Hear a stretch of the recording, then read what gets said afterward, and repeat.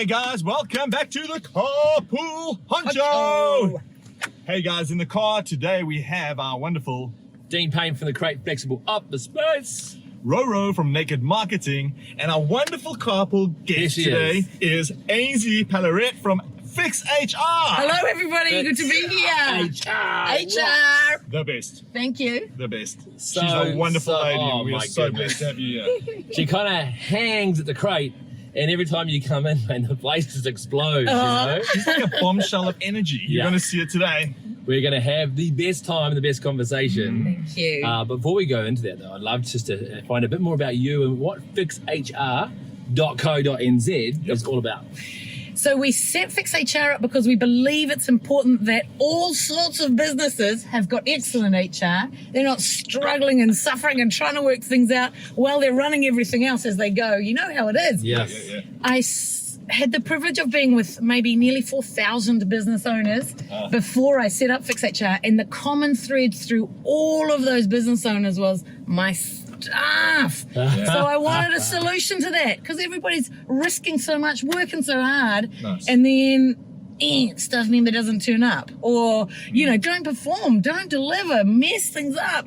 So there are things you can put in place that improve that, improve performance, improve the way you're hiring and onboarding, and just lift the bar. And so I'm excited to be part of that. And I do love your name because it tells you exactly what it is. Yes. FixHR. And I think every single business owner has gone through a little bit of a sticky patch with their HR. So I think that would be true. Yeah, good. And your staff, right? I mean, they often talk about being your best asset, your biggest asset. Yeah. And they can be, right? I mean, I know that, yes, it can be the biggest headache, let's be honest, sometimes. Yeah. But you get it right, my goodness. It's awesome. That's where the magic happens. Yes. When you get it not quite right, there are things you can do to try and improve things, and they usually are pretty effective. Yeah. But if you don't have that legal floor in place and you don't have the tools in the toolkit, you really can be dominated by the bad news stories every day. So really quickly, like, how would someone typically work with you? Is it on a monthly basis, a regular basis, one-off basis? Great question. So we set up new documents because we understand what we can put in place that's going to be benefiting the employer more than the employee. So we set all of that up as much as we possibly can with lots of tailoring and lots of understanding our clients, and so that's a good process. And then beyond that, there's a small ongoing subscription depending on how many hours in the year you want banked. Right. So we set things up so that when things change in Parliament or in court or in the business, then you know exactly who to call. Don't Google. I mean, Google is the mother of all employment issues, I tell you that. So when you know who to call, when it just smells a little not quite right, then we can often prevent things from going wrong. So cool. It's the magic. I love it. It's a bit like Ghostbusters. Who are you going to call? Who are you going to call? FixHR. That's right. Yeah. Ainsley Until you're a marketer. The lady. So guys, we cannot go on any further without thanking our sponsors, and we just want to highlight Toyota. Thank you, Hayden, your team at Toyota Albany. This is an amazing car and we love you guys to bits. Hi, Hayden. Hi, Hayden. And book in for your test drive of the new Highlander. Oh. Yep. It's out. It's ready for driving, and it's a hybrid. Save on gas. Nice. That's what we need. Very That's good. what we need. Let's do it. Thanks, guys. Thank you. Today's podcast is driven by our friends at Albany Toyota. And we are fed by our mates at Sal's Pizza. And our tunes are brought to you from The Sound Store. Alrighty, so we're on to this amazing topic. This current series is breaking dangerous habits. The funny thing is, when we start talking to people, they go, well, where do I start? Got a few of those. So it's really, really interesting to talk to people and I guess work out, what are some of those things that can really get in the way of us living our best life, and start to kind of bring us down into the pit, Yep. So, tell us what's been sort of, highlighted for you recently. And Good. So, I mean, we all know, don't we? We need to eat well, sleep well, read good books, hang out with great people. All of these are good habits. Exercise as we go past the pool. Yes. We all understand that those things are really important habits to be cultivating. But I discovered probably this is a new thing, all right? So I'm only learning. Give it to us. I'm only starting on this Training journey. wheels are still on. Training wheels are on. That's right.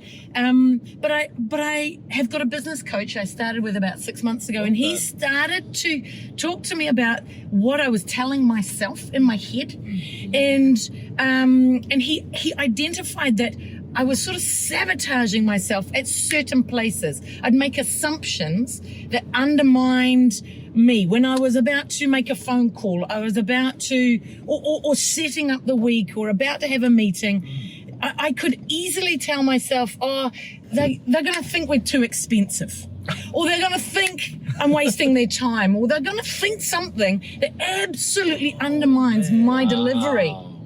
And I didn't know I was doing it. In fact, if I did know I was doing it, I was interpreting that as something kind of insightful or clever. Oh yeah, I understand small business owners, they're busy. But actually it was limiting me at so many levels. That was sabotaging. Yes, exactly. Right? Exactly That's that. why it was dangerous. It was, and I have to say, I haven't rooted it all out, but I have tried to cultivate a habit of pulling back and hearing what I'm thinking. If that's a habit, I want more of that, because when you think helpful thoughts and production and flying, then that's what you're doing. If you're thinking choke and thinking, failure, no matter what things look like on the outside, ultimately that's what you achieve for yourself. Now, I'm not a person who kind of thinks themselves to, success. It needs more than just your thoughts. But I do believe, and I have begun to see, that your thoughts are just critical to what the day looks like. Yeah. 100%. Do you guys get it? Do you understand what I'm saying? Yeah. But after so many years of sabotaging your own thoughts, it's obviously going to take a bit of conditioning, right, to get you there. And how do you go about that? Yeah. Hello. That's really true. I think I don't sit down in the morning and think, right, what are my thoughts today? That's not my practice. And I'm not sure that would do what I've been benefiting from. But I am practicing becoming more aware of how I'm feeling about things. Now, some people are really strong feelers on the Myers-Briggs thing, and I am not. So for me, I need to bring some mindfulness and reflection, even to think about how am I feeling. But to try and pull back a little bit. And with trying, is it not true when we practice something, we get better at it? Yes. And I'm trying and I'm getting better and better at it. So I'll feel myself feeling a bit squeezed. Okay, what am I feeling? And I think to myself, okay, I think that's stress. I think I'm feeling stressed. Why am I? And pull it back so that I can sort of see myself that's cool. from the top. Do you follow? Oh yeah, absolutely. Okay, so this is new for me. You guys have probably been doing it for years, but coming to it in my 50s and doing it as a real adult with some life on me, I think has been a very potent, because you always kind of feel a bit younger than you really are. But I think it's been a very potent kind of coming together of that reflection and not just reflecting, doing a little bit of a wee bit more than just monitoring it, assessing it if it's true or not. Yeah, is it truth? That's it. Is that true? Yeah. I don't know that guy's too busy. This is going to release him from Is that just all my sorts thinking, of time. Yeah, or is that's this right. the truth? That's the key. That's exactly it. I want to summarize where we're at. Okay, good. The million. We're just going to kind of keep everybody with us here. Okay. And that is, number one, is this dangerous habit that a lot of us have. 99.99% of us have. And that is the fact that we all have sabotaging thoughts. And they're not necessarily helpful. That's the thing. That's right? the sabotage. That's the thing, And so you've got this shift which has allowed you to become more aware of your thinking. Yes. And get a little bit of knowledge around the fact that you have the power or ability to arrest some of these unhelpful sabotaging thoughts. That's right. Yeah? That's right. And that is a game changer. Has been. Correct? Yeah. So you're just kind of exploring, and we're going to get a little bit more into how you do this, but you've been exploring a little bit with this. Why? Why has it become, or why did this become so special to you? Yes. Well, I think for me it was all about the business, because I have a really strong belief that FixHR is the bomb ditty. It's so helpful. Man. I want to get it into as many businesses as I can as I cruise past my client. I want to get it in as many businesses. Take a visit. Yeah. As many businesses as we can, because it's so helpful for business owners to not be worried and anxious about their staff. They 100%. know what they're doing. You were just talking about that this morning. So Nice. in order for me to get it out, what can I do to get it out more and to be in front of more people and talking about it more? And my business coach has helped me see, the limits are first and foremost in my head. And so once we are dealing with those, it's a lot more fun of a ride. Filling up your calendar and getting in front of people and onboarding clients is a hang of a lot more fun than thinking I should be doing something more here. I wish I had more clients. So it's been transformational. So you say why is obviously your business mainly, but surely it's also sort of filtering through to your personal life and your family. Do you know what, Rory? Tell me. To be honest, not yet. I can't tell you yet, but I'm really intentionally trying to do this for the business. Okay, cool. I know that it should. I love the idea that I would be bringing this to that foundation, which is my family. To be honest though, it's still a practice that I'm working on for my business. And as I tend and grow and care for my business, this is the intentionality I'm bringing to it. Wonderful. So this is new to you, but there must be some practical outcomes and positive outcomes that you've actually experienced from this. Yes. Give us a couple of those. Yeah, okay. So, I'm just being super honest with you guys, eh? Yeah. I'm not gonna. Go.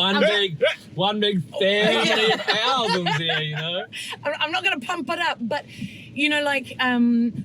one of the things, and I've been in business building for some years, what I have experienced is feast and famine, and I've known that is just hard work on everybody. It's hard on the delivery, hard on me. So what I have wanted to be able to do is create a business of steadiness. Love. And so this is the 4th week in a row where we've onboarded one new client. Yeah. Wow. So for me, that's steady and beautiful. That's right. I can do 5 clients in 1 week, and then the rest of the month we're just struggling to get through that. But what I wanted was this, and that was my goal. And this is the 4th week in a row of that. So for me, it feels calm. Fruit. Yes. It feels doable. Productive. Yep. And less noisy. Yeah, for sure. Less cray. Yeah, that's it. That's just a better way to do life. It's our business, best. It's our best selves when we're doing that. I mean, I told you it was new, right? That's all good. Beginning. That's it. I'm beginning now How to cool is this? enjoy it. Yeah. So it's timely to be able to talk about this habit. Yeah. Nice. Love you. And who's your coach? Do you want to give him a shout out? You know what? It's my secret sauce. I sort of don't want to tell everybody about him. But I'll tell you. So my coach is a very experienced, beautiful, excellent person who he knows his stuff. He's walked this talk. A lot of people know Richard Simmons. Hey, Richard. Yeah. Good on you, mate. No joke about his name. Unforgettable. He does not wear lycra to our sessions. Wow. Rory, you won't know, but you don't know who we're talking about. But Richard Simmons. It is the Richard Simmons, not the one you're thinking of. Yeah. So now he's fantastic. He's the advisor, and he's been transformational for me. Beautiful. It's been very, very good. Yeah. Thank you. Shout out to Richard. Yeah. So anybody out there that is, thinking, gosh, I have a few of those thoughts and kind of got to learn to tame the tiger. Yeah. Where do they start? For me, Richard was so helpful because he modeled for me hearing my thoughts, because he's so clever. He could hear them even though I was talking. He heard the heart behind it. And so that was so helpful to me. Maybe if people have got someone who, probably a partner, cares for them enough, there's a relationship of trust there. Nobody's trying to you got to be careful because you could, be victim, vulnerable. Yeah, That's it's a right. vulnerable But if space. there's someone that you can trust to do this well, otherwise, without anybody, I guess it's just the practice of stopping when there's an emotion that you're not benefiting from, and asking why, and other questions too. What and how? All of those questions of yourself.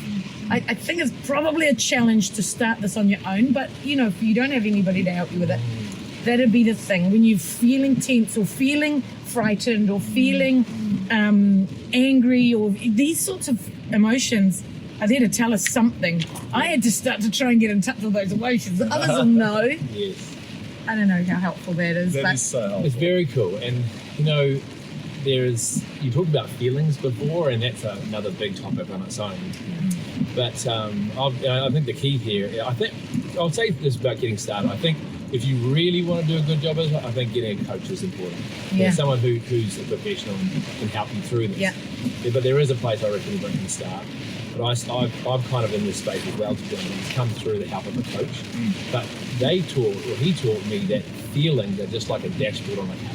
Yes. And all they're doing is like a little warning light that's actually pointing to your thinking. Yes. So if a little light appears, you're like, oh gosh, what's that? You might be feeling sad. You might be feeling, super happy or excited. Yes. What thinking is behind this? Yes. And then the thing is, get curious about that Yes. thinking. Is it a helpful thought? Yes. This is what you could do on your own. Is you could turn around and go, I'm feeling sad or a bit depressed or a bit tired. Or but it's all thoughts. Yeah. Right? Yeah. You're living your thoughts. Yeah.